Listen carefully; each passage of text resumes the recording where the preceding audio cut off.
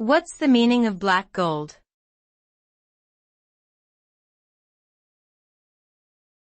Black gold.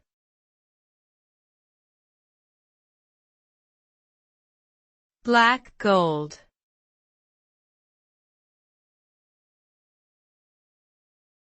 Black gold.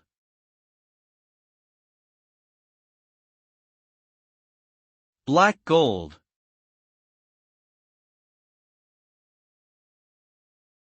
The term black gold typically refers to crude oil, which is a valuable natural resource extracted from deep underground. This substance has a dark color and when refined, is essential to the functioning of modern economies. Oil is used to fuel vehicles and generate electricity, as well as producing plastics, chemicals, and other materials. The economic significance of crude oil is enormous, with countries relying heavily on it for their energy needs. However, it also has negative impacts on the environment when not handled properly, such as air and water pollution.